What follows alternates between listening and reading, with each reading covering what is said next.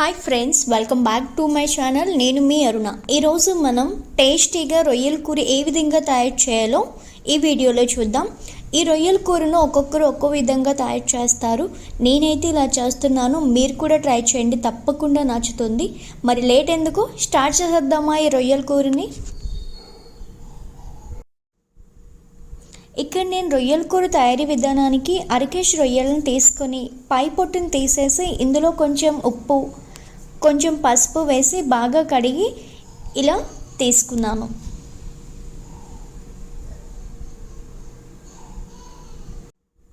ఇలా రొయ్యల్ని శుభ్రంగా క్లీన్ చేసి ఈ విధంగా పెట్టుకొని పక్కన ఉంచుకున్నాను. ఇప్పుడు మనం ఒక బౌల్ తీసుకొని అందులో చిన్న నిమ్మకాయ సైజ్ అంత చింతపండు తీసుకొని ఈ విధంగా వాటర్ పోసి కొంచెం వాటర్ వేయండి. వాటర్ వేసి నానబెట్టుకోండి పక్కన ఉంచి. ఇప్పుడు మనం ఒక మిక్సీ బౌల్ని తీసుకొని అందులోకి 1 కప్పు దాకా ఉల్లిపాయలను తీసుకొని గ్రైండ్ చేయండి. మనం ఉల్లిపాయల్ని మెత్తగా అయినా గ్రైండ్ చేయొచ్చు, లేదా ఇలా లైట్గా అయినా గ్రైండ్ చేయొచ్చు, అది మీ ఇష్టం. మీరు మెత్తగా గ్రైండ్ చేయాలి అనుకుంటే గ్రైండ్ చేసుకోండి. నేనైతే ఇలా లైట్గానే తీసుకున్నాను. ఇప్పుడు స్టవ్ ఆన్ చేసి ప్యాన్లోకి 4 లేదా 5 టేబుల్ స్పూన్ల ఆయిల్ వేసి బాగా వేడయ్యాక ఒక బిర్యానీ ఆకు, చిన్న దాల్చిన చెక్క ముక్కను, అలాగే 4 నుంచి 5 లవంగాలు, 2 యాలకులు, ఇందులోనే ఒక అర టీ స్పూన్ జీలకర్ర తీసుకొని లైట్గా ఫ్రై చేయండి. ఈ రొయ్యల కూరలో మనం తీసుకొని స్పైసెస్ అయినా లేదా బిర్యానీ ఆకు ఫ్లేవర్ అయినా చాలా బాగుంటుందండి. ఇందులోనే మనం గ్రైండ్ చేసిన ఉల్లిపాయ పేస్ట్ని వేసుకుందాం. ఈ ఉల్లిపాయ పేస్ట్ని మంటను మీడియం ఫ్లేమ్లో పెట్టి ఒక 2-3 నిమిషాలు బాగా ఫ్రై చేయండి. చూస్తున్నారు కదా ఆయిల్ ఎలా పైకి తేలుతుందో. ఇలా పైకి తేలితేనే ఉల్లిపాయలు బాగా ఫ్రై అయినట్లండి. ఇప్పుడు ఈ విధంగా దోరగా ఫ్రై అయ్యాక ఇందులోకి మనం 3 నుంచి 4 పచ్చిమిరపకాయల్ని, అలాగే వీటితో పాటు 1 టేబుల్ స్పూన్ వరకు దంచి పెట్టుకున్న అల్లం వెల్లుల్లి పేస్ట్ని తీసుకొని ఫ్రై చేసుకోండి. మనం ఈ ఉల్లిపాయ అల్లం వెల్లుల్లి పేస్ట్ని ఎంత బాగా ఫ్రై చేస్తామో మనకు కర్రీ అంత టేస్టీగా ఉంటుంది. కాబట్టి ఇలా ఆయిల్ సెపరేట్ అయ్యేంత వరకు బాగా ఫ్రై చేయండి.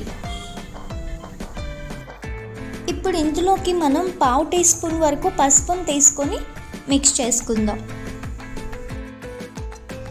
ఇలా ఒకసారి కలిపాక ఇప్పుడు ఇందులోకి మనం ఆల్రెడీ కడిగి రెడీగా పెట్టుకున్న రొయ్యలను తీసుకొని ఆయిల్లోని మీడియం ఫ్లేమ్లో 2-3 నిమిషాల పాటు బాగా ఫ్రై చేసుకోవాలి.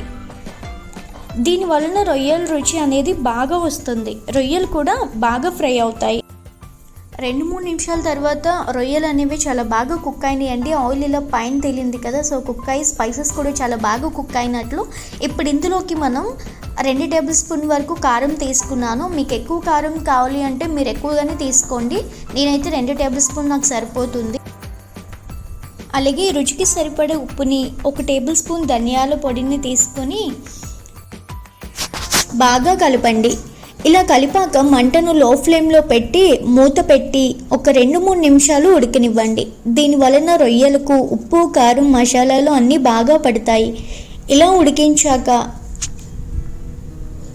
చూసారు కదా ఆయిల్ ఏ విధంగా తేలిందో. 2-3 నిమిషాల తర్వాత ఓపెన్ చేసి చూస్తే చాలా బాగా కుక్ అయ్యాయి.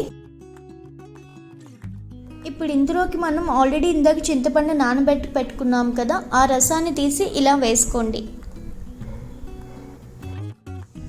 ఇలా ఒకసారి కలుపుకొని మనకు కన్సిస్టెన్సీకి సరిపడా మిగతా నీళ్ళను తీసుకొని కర్రీని బాగా, మనకు ఈ రొయ్యల కూర మరీ గట్టిగా ఉన్నా మరీ పల్చగా ఉన్నా అంత టేస్టీగా అనిపించదండి.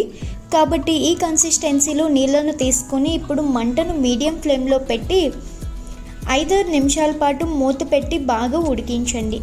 మధ్య మధ్యలో కలుపుతూ మసాలాలు అనేవి కింద మాడిపోకుండా బాగా ఉడికించండి. 5-6 నిమిషాల తర్వాత రొయ్యలు ఉడికాయో లేదో ఒకసారి చెక్ చేసుకోండి. ఇలా ఒక రొయ్యను తీసుకొని ఇలా మనం చూస్తే ఉడికింది లేనిది ఈజీగా మనకి తెలిసిపోతుంది. ఇక్కడ నాకైతే బాగానే ఉడికిందండి. అలాగే కన్సిస్టెన్సీ కూడా నాకు ఇలానే సరిపోతుంది. ఇన్ కేస్ మీకు ఈ రొయ్యల కూర ఇంకొంచెం గట్టిగా రావాలి అంటే మూత పెట్టకుండానే ఇలా 2-3 నిమిషాలు కలుపుతూ ఉడికిస్తే ఇంకాస్త దగ్గర పడుతుంది.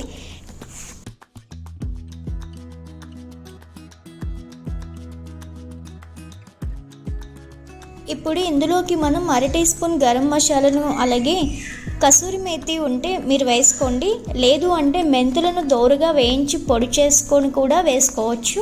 అలాగే చివరిగా కొంచెం కొత్తిమీర ఆకును కూడా వేసి బాగా కలపండి. ఇలా కలిపి స్టవ్ ఆఫ్ చేసి సర్వ్ చేసుకోండి. సింపుల్గా అండ్ టేస్టీగా రొయ్యల కూరను మీరు చేయాలంటే మాత్రం మీరు ఇలా ట్రై చేయండి, రుచి చాలా బాగుంటుంది. టుడే రెసిపీ రొయ్యల కూర మీకు నచ్చితే లైక్ చేసి సబ్స్క్రైబ్ చేయడం మర్చిపోవద్దు. Thanks for watching.